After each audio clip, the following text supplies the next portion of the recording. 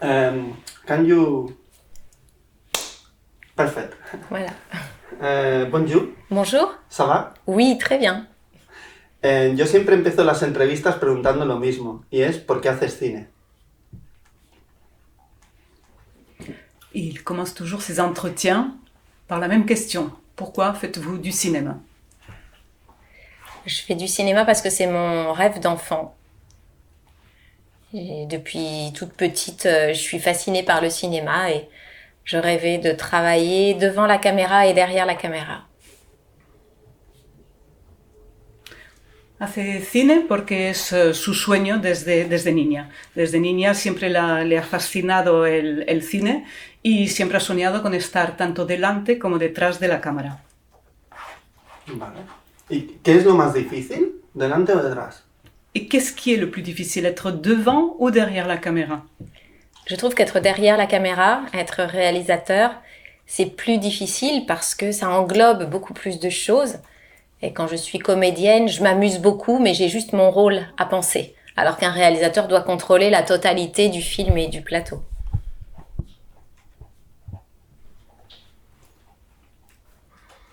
Creo que es más difícil estar detrás de la cámara, es decir, cuando eres directora tienes que controlar muchísimas más cosas.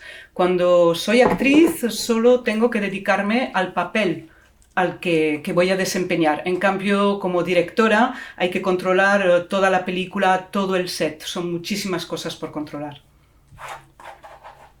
En el 2017 publicas tu primera novela como novelista, escritora, La Trenza. ¿Por qué tienes esa necesidad de la literatura? ¿Por qué no tienes esa necesidad de escribir directamente un guión y hacer una película? En 2017, vous publiez votre premier roman, donc La Tresse. D'où vient ce besoin soudain, ce besoin littéraire? C'est-à-dire pourquoi faites-vous un roman et non pas directement un scénario? Quand j'ai écrit La Tresse, j'avais vraiment envie de prendre des distances par rapport au cinéma. J'avais besoin d'une expérience nouvelle. C'était une sorte de défi que je m'étais lancé à moi-même, écrire un roman et être publié. J'avais l'impression que dans un roman, j'aurais plus de liberté pour raconter des choses peut-être plus intimistes, des choses qui me touchaient davantage. Donc je me suis lancée dans cette histoire en n'imaginant pas du tout qu'un jour il y aurait un film. J'avais une vraie envie de littérature et d'écriture littéraire. Lo hice porque tenía ganas de tomar distancia respecto al cine, precisamente. Para mí era una nueva experiencia, una experiencia totalmente nueva y sobre todo era un reto, escribir una novela y que esta novela fuese publicada, precisamente. El hecho de escribir una novela me daba mucha más libertad, me daba la oportunidad también de explicar cosas mucho más íntimas. Y la verdad es que cuando escribí la novela en ningún momento pensé en que pudiera llegar a ser una película. Lo único que quería hacer era dedicarme a la escritura. Por si era capaz, ¿no?, de hacerlo.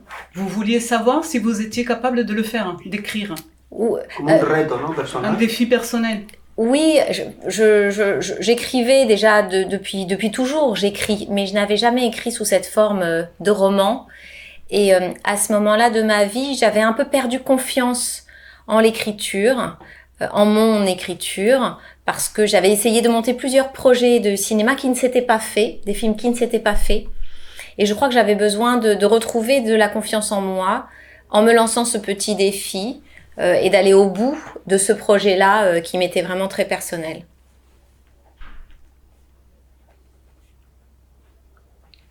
Siempre he escrito desde siempre, pero nunca había escrito una novela.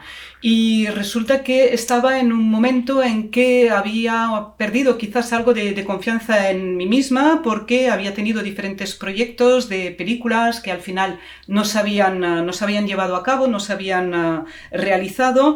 Y para mí en este caso era ir hasta el final de un proyecto como reto personal para recuperar precisamente esta confianza en mí misma. Cuando uno estudia cine, no le explican que lo importante es cuando no haces cine. que es la mayor parte del tiempo. Quand on fait des études de cinéma, on ne vous explique jamais que le plus important, c'est justement quand vous n'êtes pas en train de faire du cinéma, qui est la plupart du temps, en fait. Oui, c'est vrai. Et je me souviens très bien qu'à l'école de cinéma, Louis Lumière, l'école que j'ai faite, le professeur de scénario me disait toujours « Vous êtes beaucoup trop littéraire, on vous demande pas d'écrire un roman, on vous demande d'écrire un scénario. Votre souci, c'est que vous êtes trop littéraire. » Et finalement, c'est peut-être dans la littérature où je me suis le plus révélée, où je me suis le plus sentie à mon aise et libre. Sí, es totalmente cierto lo que has dicho. De hecho, cuando estaba estudiando en la escuela de cine, en la escuela Louis Lumière, es la escuela en la que estuve, mi profesor de guiones siempre me decía que era demasiado literaria, que lo que se me estaba pidiendo era escribir un guión, no una novela. Y quizás sea cierto, soy una persona muy literaria y la literatura quizás me permita sentirme más libre y más cómoda. ¿De dónde viene esta historia de la trenza? Porque son diferentes partes del mundo, de una condición social muy diferente. Luego la película se va enganchando, pero hasta que no llega al final no sabes realmente qué la ha enganchado. Sin desvelar nada de la trama, porque queremos que el espectador se sorprenda como nos ha ocurrido a nosotros. ¿De dónde viene el germen, la semilla de todo esto, de la historia de la novela? Alors, d'où vient l'histoire de la tresse? Parce que, sans rien révéler de l'histoire, évidemment, parce que ce que nous voulons, c'est que les gens découvrent justement l'histoire comme nous l'avons fait nous-mêmes, mais nous parlons donc d'un film, dans ce cas, d'une histoire où il y a différentes parties du monde, où il y a différentes conditions personnelles des différents acteurs, des différents personnages, et vraiment, tant qu'on n'arrive pas à la fin, on ne sait pas ce qui les lie, quel est le lien. Donc, quelle est la graine, quel est le germe de cette histoire? Pour cette histoire, il y a eu 2 graines, je dirais 2 germes. Il y a d'abord eu un voyage que j'ai fait en Inde en 2007 qui m'a beaucoup marqué, qui m'a donné envie d'en savoir plus sur ce pays. Et donc j'ai vu des documentaires, j'ai vu des reportages qui m'ont beaucoup impressionnée sur l'Inde. Et je savais qu'un jour, j'aurais envie d'écrire sur ce pays-là. Et l'autre graine, c'est une de mes amies, une de mes meilleures amies qui est tombée malade d'un cancer en 2015 et que j'ai accompagnée dans son parcours de soins. Et ça a été l'inspiration pour la partie canadienne du récit. Ces 2 choses, elles se sont mêlées dans ma tête et c'est comme un puzzle qui s'est constitué. Et je me suis dit, je vais raconter l'histoire d'une occidentale, d'une avocate, grande avocate. Je vais raconter l'histoire d'une indienne. Et entre les 2, je vais raconter l'histoire d'une jeune ouvrière italienne pour parler des femmes, de ce qu'elles vivent dans le monde d'aujourd'hui, pour dresser une sorte de portrait de la condition des femmes sur ces 3 continents. De hecho, hubo dos semillas, dos gérmenes. El primero fue un viaje a la India que hice en el 2007 y que la verdad es que me marcó muchísimo. A partir de este viaje vi muchos documentales, muchos reportajes sobre la India y enseguida supe que en algún momento tendría ganas de escribir sobre este país. La segunda semilla fue una muy buena amiga mía que estuvo enferma de cáncer en el 2015 y yo la estuve acompañando durante todo el proceso de su tratamiento y para mí realmente fue la inspiración para el personaje que vemos en Canadá, esta abogada que trabaja en Canadá. Y en estas 2 partes, estas 2 semillas empezaron a crear un puzzle en mi cabeza y pensé, voy a escribir una historia en la que hablaré de una abogada, una gran abogada, en la que hablaré de una india y sus condiciones en la India, en ese país, y en medio pondré una mujer italiana que vive en Italia porque quería explicar la vida de las mujeres y sobre todo las condiciones en las que las mujeres se encuentran en 3 continentes. La canadiense habla francés como tú, la Colombani supongo que es un apellido que puede ser de origen italiano y la india es una parte emocional. En realidad hablas mucho de ti en la película. Au Canada, on me parle estoy français, equivocando. comme vous. Dans le film, là, c'est en anglais. En la película hablan inglés, la Sí, canadiense.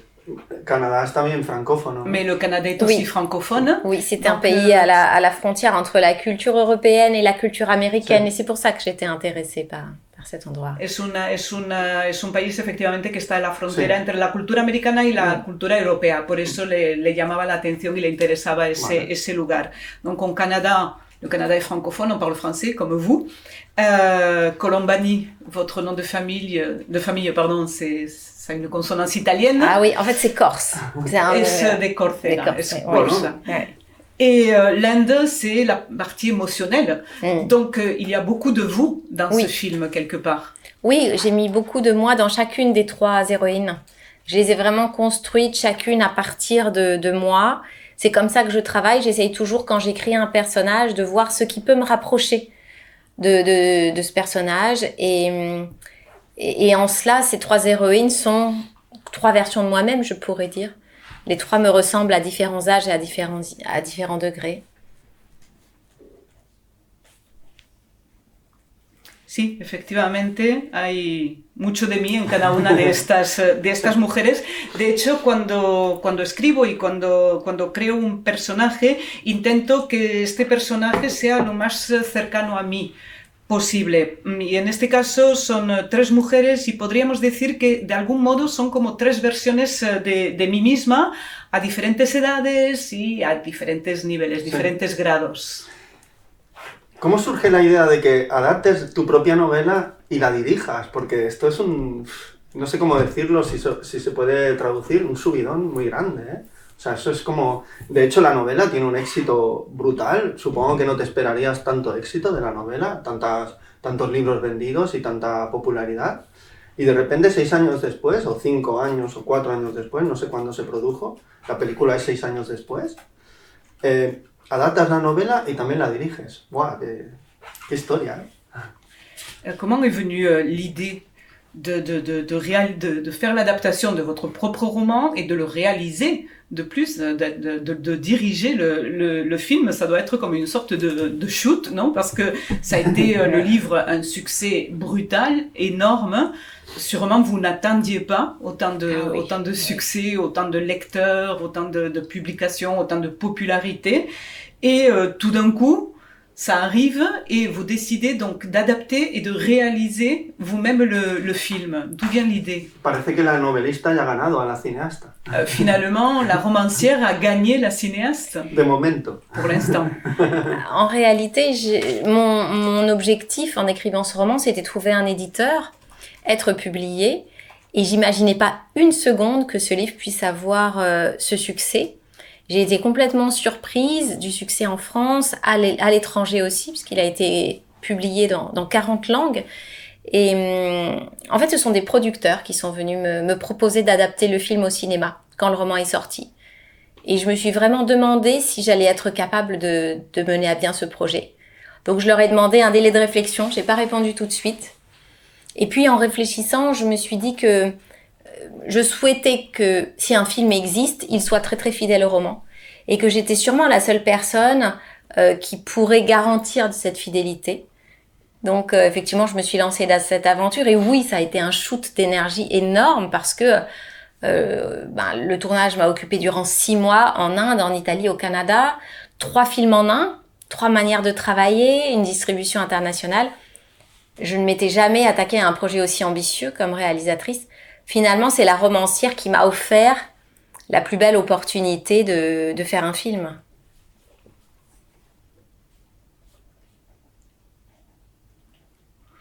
El objetivo al escribir la novela simplemente era encontrar un editor y que se publicara la novela. En ningún momento realmente imaginé el éxito que tendría la novela tanto en Francia como en el extranjero, dado que se ha traducido a 40 lenguas en total, 40 idiomas, y de hecho fueron unos productores los que vinieron a mí, los que me contactaron para proponerme adaptar la novela al cine. Y en ese momento yo me pregunté si iba a ser capaz, con lo cual no les contesté enseguida, pedí un tiempo de reflexión y mientras reflexionaba pensé que si se hacía la película tenía que ser lo más fiel posible a la novela y que en realidad yo era la única que podía garantizar esta fidelidad de la película a la novela. Y efectivamente sí, fue un subidón enorme porque fueron 6 meses de rodaje en 3 continentes diferentes,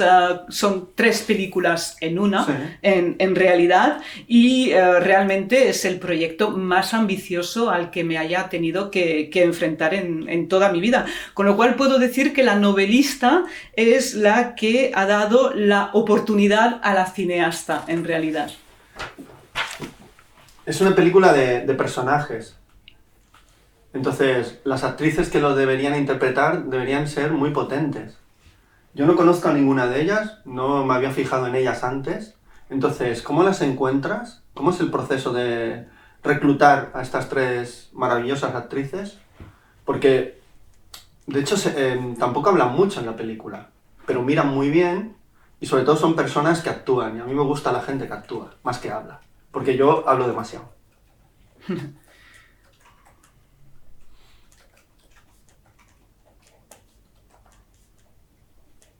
En fait, c'est un film de personnages.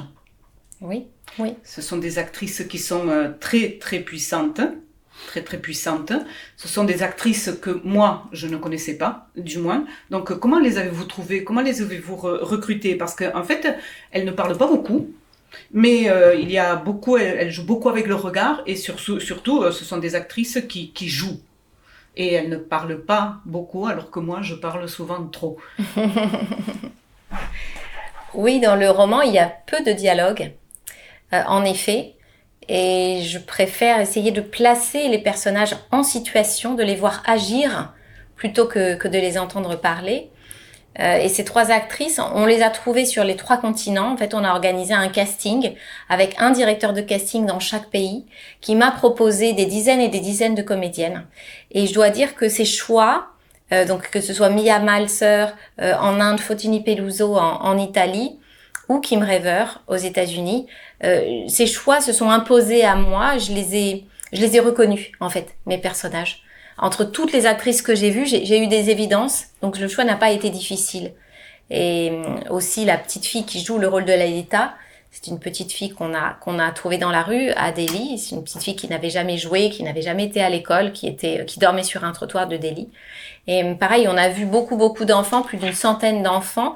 Et cette petite fille-là, pour moi, ça a été une révélation. C'était aussi une évidence. Donc j'ai eu ces magnifiques évidences-là. Et les comédiennes ont été sur le tournage extrêmement investies, passionnées par leurs personnages. On a sans arrêt travaillé en relation. Elles ont fait des propositions. Je considère qu'un scénario peut évoluer tout le long d'un tournage, que rien n'est jamais figé. Et qu'en tant que réalisatrice, je dois aussi accueillir toutes les bonnes idées que les comédiennes peuvent avoir.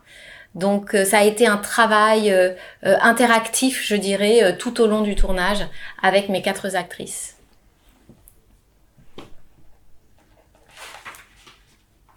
Es cierto, en la novela hay poco diálogo, porque lo que me gusta es situar a los personajes, ponerlos en situación, ver cómo actúan. Y para encontrar las actrices hicimos un casting con un director de casting en cada país y me presentaron decenas y decenas de actrices, pero la elección fue evidente para cada una, porque tras ver decenas y decenas de actrices, en ellas identifiqué y reconocí a mis personajes, con lo cual fue una elección muy evidente. Y de hecho, la niña que hace el papel de Lalita era una niña de la calle, que dormía en la calle en Delhi, que nunca había actuado, y era una niña que dormía en las aceras en la calle, y para mí fue una revelación, y vi a mi personaje en esa niña. Y tengo que decir que durante todo el rodaje las actrices estuvieron absolutamente implicadas, hubo una colaboración estrecha en todo momento, ellas incluso hicieron propuestas, y yo considero que un guión es una cosa viva que puede evolucionar a lo largo de un rodaje, con lo cual estaba abierta a cualquier buena idea que pudiera surgir por su parte, y realmente fue un trabajo interactivo. Me gusta la idea de que no sean actrices conocidas. J'aime l'idée que ce ne soit pas des actrices connues. Oui, on a pu avoir cette liberté-là de choisir non pas des actrices connues, mais vraiment les actrices qui correspondaient au personnage que j'avais conçu, que j'avais imaginé. Et en cela, j'ai eu une liberté immense. C'est vraiment le film dans lequel j'ai eu le plus de liberté. Parce que les producteurs m'ont fait confiance, ils m'ont dit la star, ça doit être l'histoire. Le roman, c'est l'histoire. Tout le reste, tu dois choisir les bonnes personnes sans t'occuper du côté bankable ou commercial.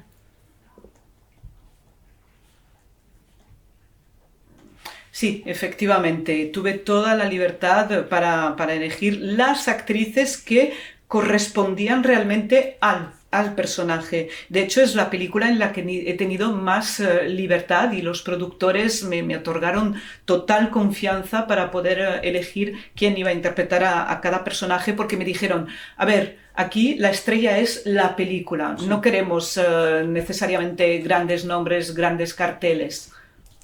Ahora, para terminar, quiero ¿qué le dirías al espectador que quiere ver la peli pero todavía no se ha decidido? Porque ha leído la novela o porque conoce la novela y todavía no la ha leído, le interesaría leerla, pero aparece la película. ¿Qué le dirías para que fuera a verla? O simplemente, ¿qué le dirías porque creo que es un tema emocional. Yo tenía un tema emocional con la peli.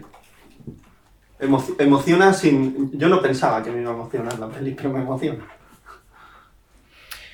Pour finir, qu'est-ce que vous diriez à un spectateur qui connaît le roman, ne l'a pas encore lu, ou qui a lu le roman et qui voit que le film sort, mais qui ne s'est pas encore décidé d'aller voir le film? Qu'est-ce que vous lui diriez pour qu'il se décide à aller voir le film? Parce que c'est une question émotionnelle. Je ne m'y attendais pas, et pour moi, le film a été émotionnel. Il m'a ému. Qu'est-ce que vous lui diriez à ce spectateur? Je crois que on ait lu le livre ou pas lu le livre, je pense que ce film, c'est un voyage avant tout, un voyage sur 3 continents, un voyage au pays des femmes courageuses. Je pense que c'est une histoire qui vous emmènera au bout du monde pour tous les gens qui aiment voyager sans quitter leur fauteuil de spectateurs de cinéma. Je les invite à venir découvrir cette histoire. Ahora hecho de actriz, mirando a la cámara y tal.